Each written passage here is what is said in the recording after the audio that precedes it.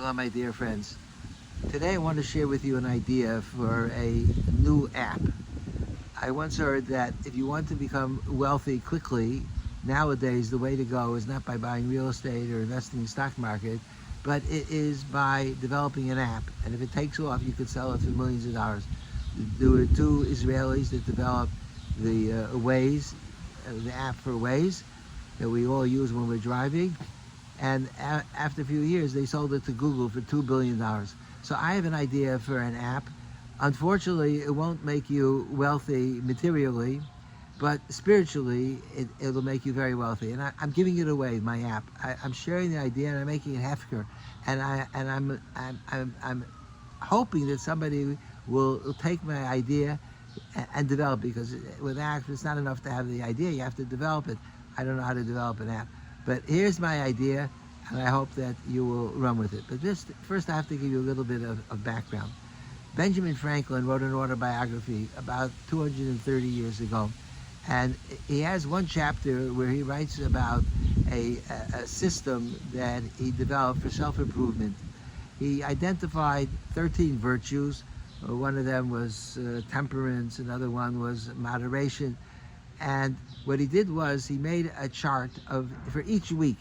He listed all 13 virtues, and then let's say the virtues were listed horizontally on the page, and vertically were the days of the week. And he made a grid of 91 boxes, and each day he would put a check or an X in the box for that virtue. On Monday, was he excessive? Check or not, or an X, and that way. He said that by keeping track of how he was doing was a very powerful way of modifying his behavior. So basically, what Ben Franklin was saying is that tracking is a terrific way to engage in behavior modification.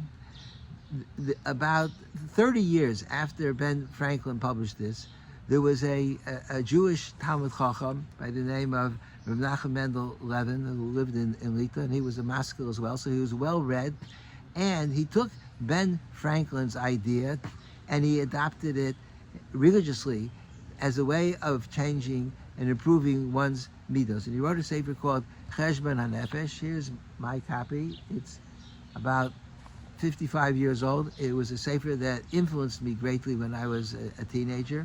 And he doesn't quote Benjamin Franklin by name, but it's the exact same system. He says that if you want, he lists, the author of Cheshbon HaNefesh lists 13 midos that he wanted to improve. Let's say, for example, not to get angry, kas. You don't want to get angry. It's very hard to change behavior. So he said, make a chart and keep track every day whether you were successful in being angry or not. If you were successful, you can put a check. If not successful, you put an X. And by seeing in front of you a spreadsheet of how you're doing, that becomes a very powerful motivator for changing the midah. This sefer was so popular that Rabbi Yisrael Salanter, the sefer was printed originally in 1808. About 50 years later, Rabbi Yisrael Salanter, who was the father of the Muslim movement, he was very inspired by the sefer, and he insisted that it be reprinted.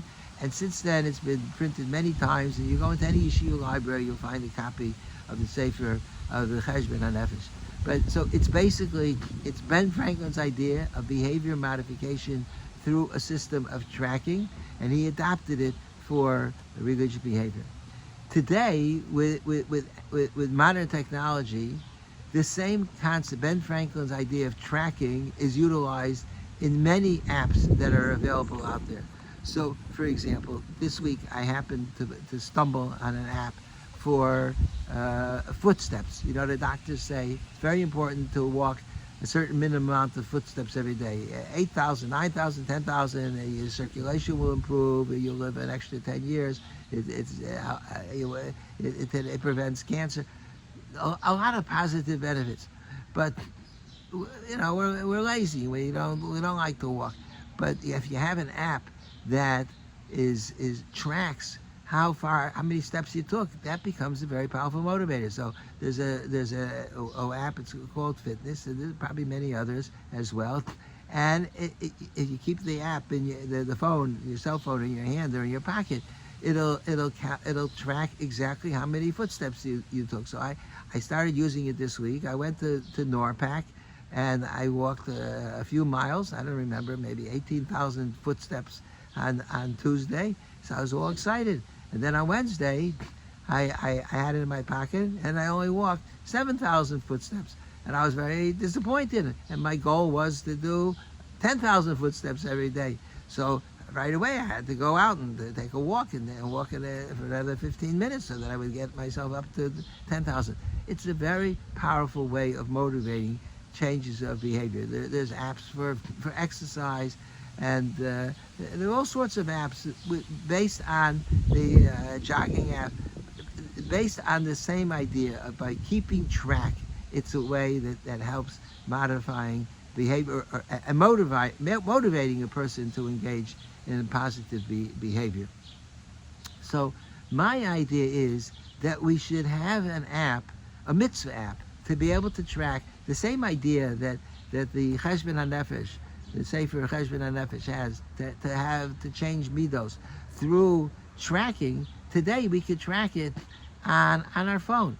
We can have an app where it allows you to identify which areas you want to change, and you could keep track on. I mean, it's simpler. Instead of putting it on a piece of paper, you could keep a record of your behavior on your cell phone. And the advantage of that is that you could have a picture over the course of, say, 6 months. If a person wants to not speak Lashon Hara, so we don't know how many times we speak Lashon Hara, but if you track it on an app and you write that today I said Lashon Hara 5 times, and then you're upset with yourself, and then tomorrow you get it down to 4, and then over the course of a few months, if you're able to keep track of how well you're doing, it becomes a very, very powerful tool for modification. You could use it for so many different ways.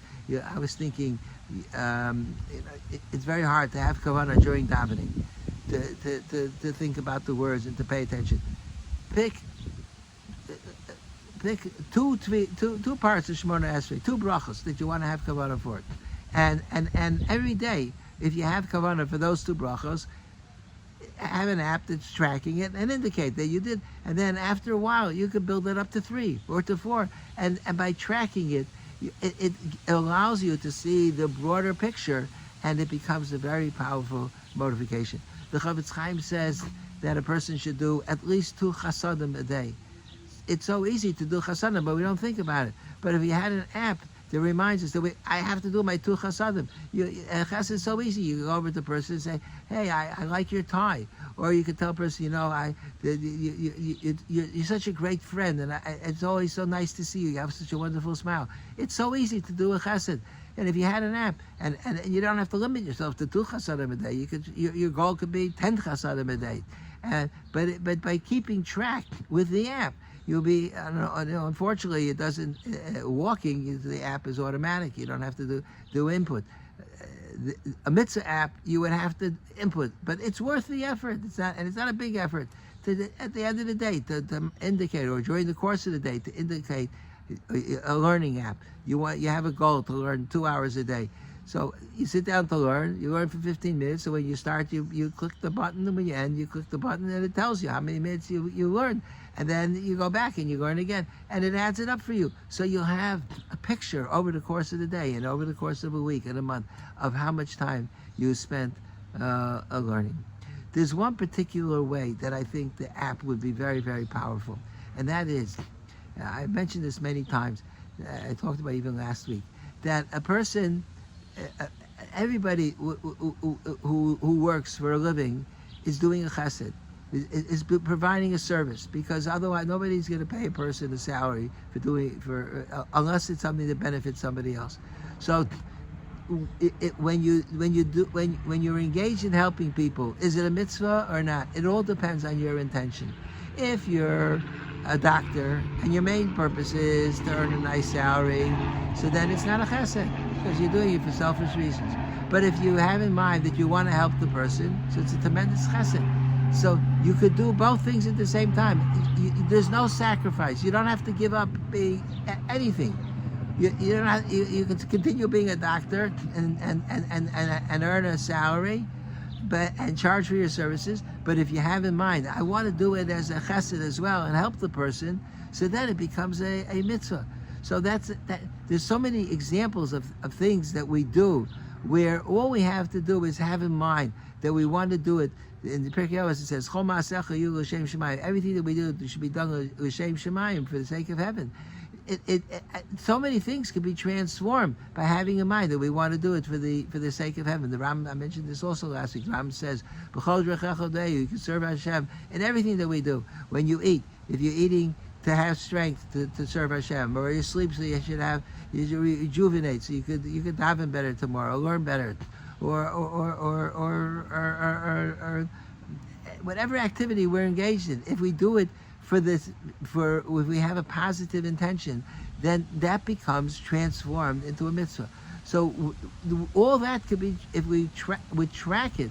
It's hard to remember that, when I sit down to eat, I have to have in mind that I'm eating l'shem shemayim.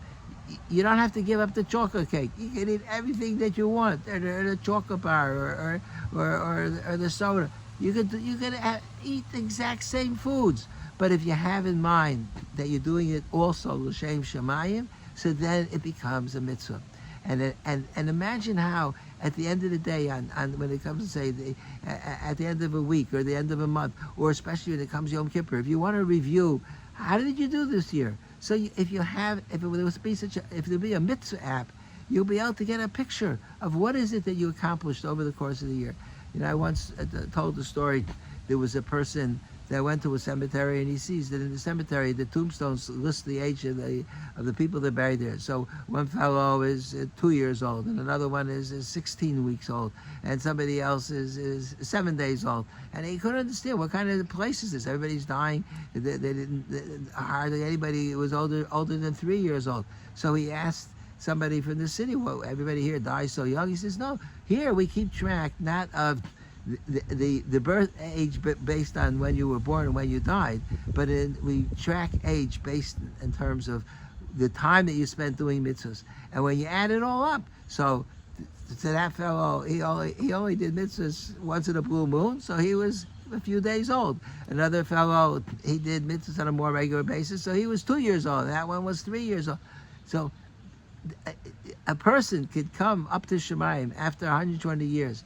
And the Rebbeinu Shalom will say to the person, what percentage of your life were you involved in doing mitzvahs? And you'll say, well, I'm sure it must be 70, 80%. And God's going to say, no, I'm looking over your records, and you only perform mitzvahs maybe 10% of the time. And it was as if you lived to be 80, but it was as if you lived only to be 8 years old.